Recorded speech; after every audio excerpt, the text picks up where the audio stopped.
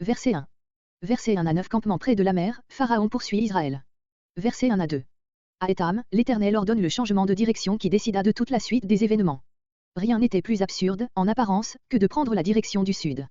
Car Israël allait se trouver séparé du Sinaï, où il se rendait, par la mer Rouge, qui, à cette époque, paraît s'être étendue beaucoup plus au nord qu'aujourd'hui, jusqu'au lac Timsa, ou du moins jusqu'au lac Zamer, dont l'eau salée indique l'ancienne jonction avec la mer. Pour Israël, tourner au sud, c'était donc, comme dit Pharaon, verset 3, s'enfermer dans le désert, à l'ouest de la mer Rouge, et consommer sa propre ruine. On a dit que Moïse pouvait espérer de trouver un passage vers l'est, à l'occasion d'une marée basse. C'est oublier que Moïse conduisait après lui tout un peuple avec ses troupeaux. Dieu seul a pu ordonner à son armée une pareille manœuvre dont l'issue n'était connue que de lui seul, carte. Le verbe chouv ne signifie pas proprement se détourner, comme traduit Osterwalde mais revenir en arrière. Ils revinrent d'abord sur leurs pas, puis tournèrent au sud. Malheureusement on n'a pu jusqu'à présent retrouver sûrement aucun des 3 endroits désignés ici. Le seul avec le nom duquel un nom existant actuellement présente quelque analogie est Pi-Hahiroth. Ce nom paraît s'être conservé dans celui de Hatshepsut, Pi n'est que l'article égyptien, qui désigne aujourd'hui une localité située à 4 lieues environ au nord-ouest de Suez.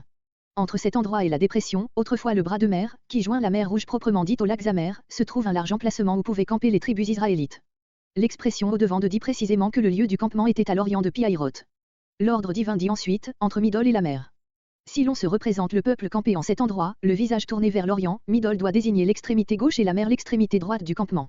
C'est bien ce qui a lieu si nous supposons Midol, Tour, situé à l'extrémité sud des lacs Zamer, comme une forteresse surveillant à cet endroit le passage d'Arabie en Égypte et si par la mer nous entendons la partie de la mer Rouge qui s'avance très avant dans les terres au sud de Suez.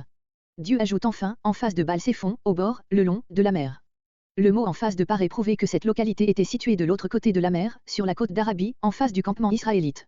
Le nom de Béol, qui est le nom de la principale divinité phénicienne et celui de Séphon, qui signifie dans la langue phénicienne septentrion, font supposer que cette localité tirait son nom de maître du nord d'un sanctuaire de Béol où les navigateurs phéniciens offraient leurs sacrifices à leur dieu, au moment d'entrer dans le grand bassin de la mer Rouge, afin de réclamer de lui l'assistance, du vent du nord pour la traversée de cette mer. C'est tout à fait à tort qu'on a confondu le nom Séphon avec celui du dieu égyptien Typhon, qui est un nom purement grec, le nom de ce dieu en égyptien est Seth. Enfin reste la dernière détermination, au bord ou le long de la mer. Il résulte de là et de ce qui précède, entre Midol et la mer, qu'ils avaient la mer à la fois à leur droite et devant eux. En effet, ayant Hatshepsut derrière eux, Midol à gauche, du côté du nord, la mer à droite, vers le sud, ces mots, au bord de ou le long de la mer, désignent tout naturellement le bras de mer de 20 km de long qui unissait le bassin principal de la mer Rouge au lac Zamer actuel. C'était le long de cette partie de la mer qu'Israël était campé. Verset 3. Le désert les tient. Pharaon savait qu'ils ne pouvaient s'enfuir ni à l'est, où la mer leur barrait le chemin, ni au sud, où ils auraient péri dans une contrée sans ressources, ni à l'ouest, ce qui les aurait ramenés en Égypte, ni au nord, s'il les poursuivait lui-même de ce côté-là. On voit par cette parole que le roi ne songeait pas à la possibilité pour les Israélites de passer le bras de mer qui les séparait du désert d'Arabie et que, par conséquent, Moïse non plus n'avait pu calculer sa marche sur cette éventualité.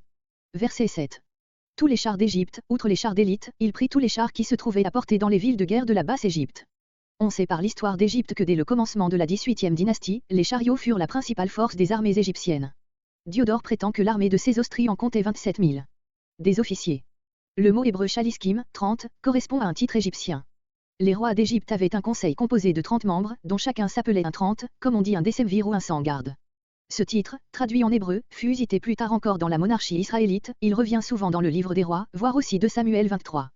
Verset 8. Il pouvait d'autant plus facilement atteindre les Israélites qu'il avait fait un détour en allant jusqu'à Étam. Tête levée, littéralement, la main levée, c'est-à-dire hardiment, comme des vainqueurs, non honteux comme des fuyards, nombre 33.3. Cette remarque est sans doute placée ici pour faire comprendre le motif qui pousse Pharaon à ce dernier acte de folie. Son orgueil ne peut accepter cet acte de rébellion ouverte. Verset 9. Ses cavaliers. Comparez Josué 24.6. On n'a pas trouvé jusqu'ici des représentations de cavaliers dans les monuments égyptiens de cette époque. Cependant Diodore, I. 54, parle d'un corps de cavalerie considérable dans l'armée de Sésostri. Son armée. Ce terme, ainsi que celui de ses troupes, verset 6, ont fait dire à Joseph qu'il y avait aussi de l'infanterie. Verset 10. Versets 10 à 18 des 13 des Israélites, encouragement donné à Moïse. Rien ne caractérise mieux les récits de la Bible que le rôle peu glorieux qui y est donné aux Israélites. Verset 11. Est-ce faute de sépulcre? L'ironie est amère et l'expression dont ils se servent est d'autant plus frappante qu'en aucun pays du monde il n'y avait autant de tombeaux qu'en Égypte. On remarque ici un singulier mélange de foi et d'incrédulité chez le peuple. Il crie à Dieu, verset 10, et, d'autre part, il se livre aux murmures les plus amers contre Moïse. Cela rappelle le mot, je crois, Seigneur, aide-moi dans mon incrédulité, Marc 9.24. Verset 12. Comparez des reproches semblables en Exode 5.21, Exode 6.9. Verset 13. Verset entre 13 et 14. Vous vous tiendrez tranquille. Ils n'auront point à combattre eux-mêmes, ils seront spectateurs muets de la victoire remportée pour eux. Le verset suivant prouve qu'en parlant ainsi Moïse s'élève, par la foi aux promesses précédentes de l'Éternel, au-dessus du sentiment d'angoisse qui l'oppresse lui-même. Verset 15. L'Éternel dit. On a gâté la beauté du récit en mettant arbitrairement un plus que parfait, l'Éternel avait dit. Dieu n'avait point encore parlé à Moïse de ce qui allait se passer. Si celui-ci venait de chercher à relever le courage du peuple, il l'avait fait dans l'ignorance du moyen dont Dieu se servirait. Que cries-tu à moi? Ce mot révèle la détresse intérieure de l'homme de Dieu. Ce n'est point là un reproche que Dieu adresse à son serviteur, le sens est, ne crains point, tu es déjà exaucé. C'est le cas d'appliquer le mot d'Amos 3.7, le Seigneur l'Éternel, ne fait rien qu'il n'ait révélé son conseil à ses serviteurs les prophètes. Il fait de ces confidants, parce qu'ils doivent être ses instruments et des instruments libres et conscients. Verset 19. Verset 19 à 28 le passage de la mer Rouge. Il fallait empêcher qu'Israël ne fût troublé durant le passage. C'est ce que fait l'Éternel en s'interposant entre eux et le camp des Égyptiens, et cela, à la fois invisiblement en la personne de son ange, voire à Exode 13.21, et visiblement sous la forme de cette nuée menaçante dans laquelle habite l'ange. Cette nuée mystérieuse, après avoir marché devant les Israélites depuis Étam, Exode 13.21-22, vient se placer derrière eux et tient en respect les Égyptiens pendant toute la nuit. Verset 20. Nous traduisons aussi littéralement que possible ce verset d'une construction difficile. Les interprètes supposent à tort que la colonne de nuée était à la fois obscure du côté des Égyptiens et lumineuse du côté des Israélites. Le récit dit seulement, ici comme plus haut, voir Exode 13.21, note, que la nuée parut ténébreuse aussi longtemps que dura le jour, mais que, l'obscurité venue, verset 21, elle devint lumineuse. Verset 21. Si la situation du campement israélite est bien celle que nous avons décrite, versets 2 et 3, note, ils avaient devant eux un bras de mer de 2 à 3 km de largeur, quant à la profondeur, nous ne pouvons nous en faire une idée exacte, parce que les sables ont envahi la contrée et que le sol tend incessamment à s'exhausser. À l'extrémité méridionale des lacs amers se trouvait un seuil recouvert d'une nappe d'eau très peu profonde, de ce point le bras de mer rejoignait par une faible déclivité le golfe de Suez, il est donc probable que tout le long de ce chenal, entre les lacs amers et la mer Rouge, l'eau n'était pas très profonde. Le vent qui commença à souffler dès le soir même est appelé Kadim, proprement vent d'Orient et comme les Hébreux n'ont de nom que pour les 4 directions cardinales et non pour les directions intermédiaires, ce mot peut désigner un vent de nord-est, qui, en se joignant à l'action du reflux, refoula l'eau du chenal dans la mer Rouge. La puissance du vent est encore aujourd'hui telle à Suez qu'un changement dans sa direction peut amener, surtout en se combinant avec la marée, une différence de niveau de 11 pieds, 3,50 m. Les ichthyophages des bords de la mer Rouge racontaient, selon Diodore, qu'il y eut un jour où le reflux fut tel que tout le golfe fut changé en terre ferme, les eaux de la mer s'étant retirées, puis, revenant tout à coup, la mer reprit son niveau ordinaire. Les eaux se fendirent. Par le retrait de la mer vers le sud, il se forma un espace sec entre les bassins des lacs amers et celui de la baie de Suez. L'expression a un caractère emphatique, dû sans doute au style imagé du cantique, Exode 15.5-8. Verset 22. Sur le sec. On marche aisément sur un fond de sable ou de sel, le fond actuel des lacs amers est formé de sel, dont se sont retirées les eaux qui le couvraient. Était pour eux une muraille à droite et à gauche. Il n'est point nécessaire de se représenter les eaux se dressant verticalement à droite et à gauche du peuple. Le texte dit, était pour eux une muraille, elle leur servait de rempart à droite et à gauche, de sorte qu'ils ne pouvaient être pris de flanc par l'ennemi, Nehum 3.8. En effet, le chemin qu'il avait à faire était protégé au nord par le bassin des lacs amers et au sud par celui du golfe de Suez. S'il en eût été autrement et que la chose eût été telle qu'on se la représente d'ordinaire, il eût fallu une véritable folie de la part des Égyptiens pour se lancer à la poursuite du peuple par une pareille voie. Verset 23. La nuée va se placer à la tête de la colonne, celle-ci, après avoir atteint la côte arabique, s'avançait dans l'intérieur. Les Égyptiens, voyant le nuage menaçant qui avait plané devant eux, dissipé, s'élançant à la poursuite des Hébreux. Il n'est pas dit que Pharaon lui-même fût à la tête de ses troupes, et cela, étant soit peu probable. Il observait du rivage la poursuite. Verset 24. La veille du matin. Les anciens Hébreux divisaient la nuit en 3 veilles, de sorte que la veille du matin allait de 2 à 6 heures.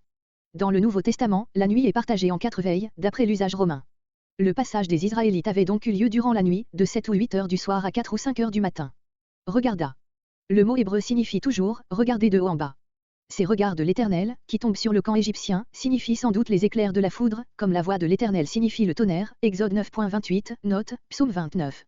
C'est de la colonne de nuée que sortent également les traits de feu qui foudroient Nadab et Abichu, Lévitique 10.2. Verset 25. Ils firent reculer leurs chars, littéralement, les roues de leurs chars. On traduit ordinairement, en donnant pour, sujet au premier verbe l'Éternel, il ôta les roues de leurs chars. Cette traduction nous paraît présenter cet inconvénient que, si les chars n'avaient plus eu de roues, on ne les aurait pas conduits à grand-peine, car on n'aurait pas pu les conduire du tout. La version des LXX paraît avoir lu un peu différemment, elle traduit, il y a, c'est-à-dire il retint les roues de leurs chars. L'eau de la mer revenant peu à peu, le sol s'amollissait et les roues enfonçant ne se mouvaient plus que difficilement.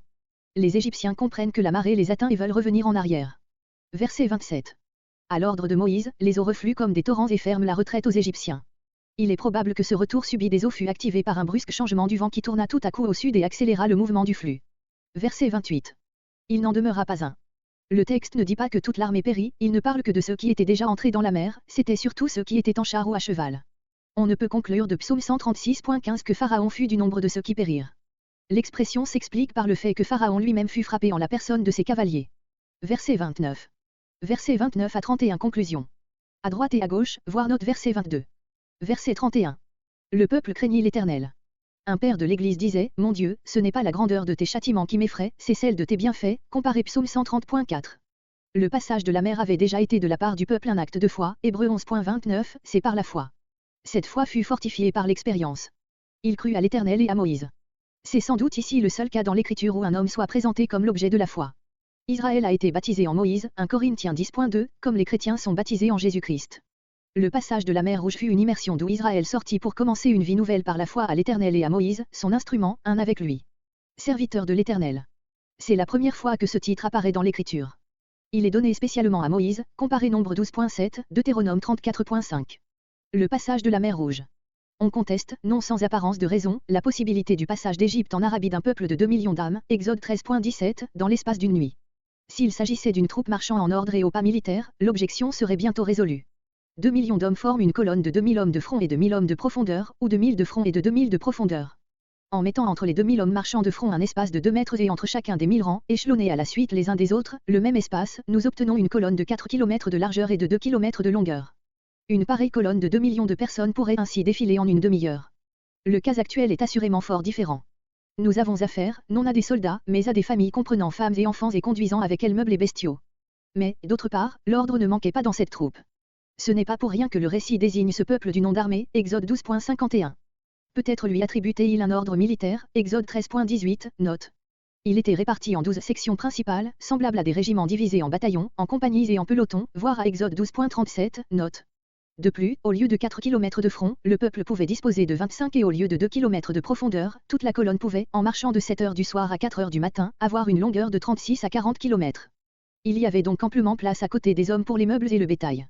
Si nous nous représentons, par exemple, les 12 tribus formant 12 colonnes parallèles et s'avançant simultanément au travers du passage desséché, chacune sur 20 personnes de front, il est aisé de calculer que chacune de ces colonnes, chaque tribu, aura pu passer en moins de 5 heures. Et comme le front des 12 colonnes réunies ne comptera que 12x20, c'est-à-dire 240 personnes, au lieu des 8000 qu'un espace de 16 km peut contenir, il restera entre chacune des 12 colonnes et sa voisine un énorme espace libre capable de contenir les meubles et les troupeaux. La possibilité du passage des 2 millions dans l'espace et dans le temps donné est ainsi démontrée. L'impossibilité existerait sans doute si l'on prétendait placer le passage dans une localité plus méridionale que celle à laquelle nous ont conduit les expressions même du texte, la mer à droite et devant, par exemple au golfe ou au sud du golfe de Suez, comme on se le représente communément. Il se trouve là quelques gués que le reflux met parfois à découvert, mais ils sont trop étroits pour permettre le passage en si peu de temps d'une pareille masse d'hommes et de troupeaux. Et comment se représenter un agent tel que le vent, c'est celui dont parle le texte, agissant sur la mer profonde à la façon d'un coin pour y creuser un passage. D'autres placent le passage plus au septentrion, au nord des lacs amers, ou au nord du lac Timsa, ou bien même le long de la Méditerranée, sur l'isthme étroit qui sépare cette mer du lac Serboni. Mais aucune de ces hypothèses ne peut se soutenir. Dans les premières, le terme de retourner, Exode 15.22, ne s'explique plus. En réalité, ces 2 millions d'hommes n'auraient fait que piétiner sur place jusqu'au passage. D'ailleurs, les localités de l'autre côté de la mer, dans lesquelles on retrouve le plus naturellement Mara et Élim, sont situées beaucoup trop au sud pour qu'elles eussent pu être atteintes en 3 jours, Exode 15.22, depuis un point de passage aussi septentrional. Quant à la dernière supposition, elle est aujourd'hui universellement rejetée, car indépendamment de plusieurs autres raisons, le nom donné dans le texte à la mer traversée par les Israélites, Jam-Souf, ne s'applique jamais qu'au bassin que nous appelons mer Rouge. Nous n'avons pas craint de faire intervenir dans l'explication de cette délivrance merveilleuse des causes naturelles.